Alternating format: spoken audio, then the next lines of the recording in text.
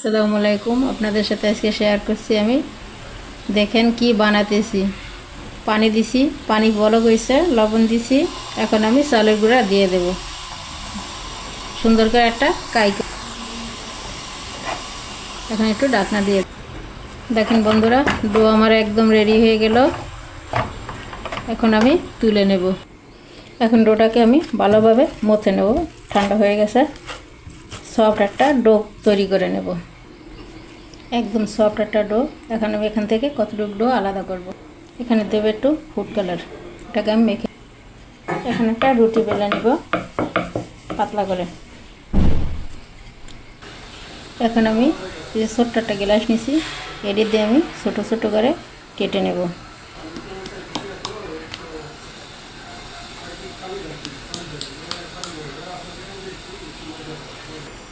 ছোট পাপড়িগুলো আমার কাটা শেষ হলো। এখন এই যে বড় একটা স্টিলের গ্লাস নিছি, এটা দিয়ে একটা কেটে নেব।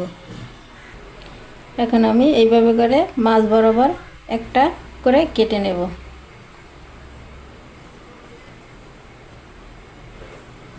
আমি দেখাচ্ছি বন্ধুরা, এই যে এটা ধরে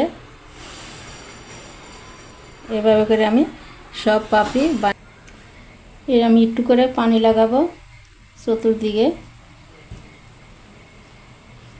বাস হয়ে গেল। একটা করে আমি পাপড়ি এভাবে লাগিয়ে দেব। আমি আবার একটু আটার পেস্ট লাগাবো,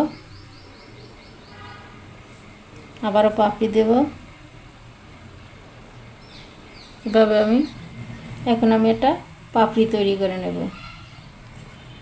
তো আমি এভাবে কেটে নেব। বন্ধুরা, এইভাবে করে সব পিঠাগুলো আমি বানিয়ে নেব।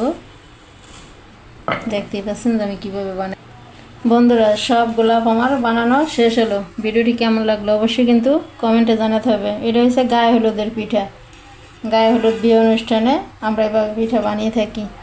তা ভিডিওটি যদি ভালো লাগে অবশ্যই বেশি বেশি করে শেয়ার দিবেন, আমার চ্যানেলটিকে সাবস্ক্রাইব করবেন। তো আমি ভেজেও দেখাচ্ছি পিঠাগুলি। একদম সহজ পদ্ধতিতে বানালাম ঘরোয়া চালের গুঁড়ো দিয়ে। তো দেখে নিন ভিডিও আমার কেমন হইলো। তো আমি ভেজেও দেখাবো, কিন্তু ভিডিওটা বড় হয়ে যাবে বিধায় আমি তাড়াতাড়ি করতেছি। এই যে দেখতে পাচ্ছেন যে কত সুন্দর হয়েছে পিঠা। তো তেল গরম হয়ে গেছে, আমি পিঠাগুলো এখন ভেজে নেব।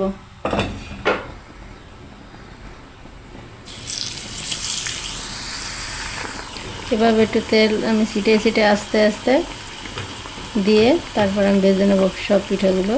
তো দেখতে পাচ্ছেন কত সুন্দর হয়েছে পিঠা, দেখার মতো বন্ধুরা।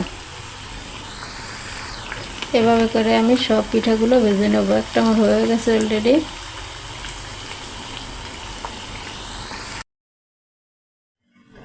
তো হ্যালো বন্ধুরা, আমার পিঠা বানানো শেষ হলো।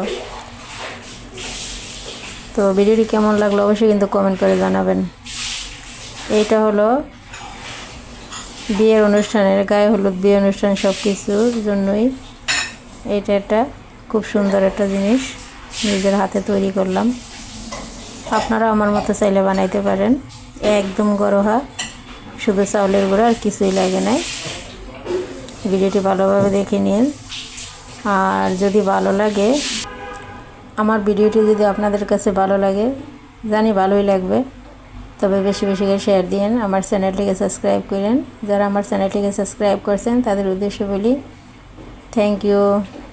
আপুরা ভাইয়ারা দেশ এবং বিদেশে যারা আছেন, যারা আমার ভিডিওগুলো দেখেন অনবরত, যারা মেসেজ দেন, তাদেরকে বলি অসংখ্য ধন্যবাদ ভাই বোনেরা।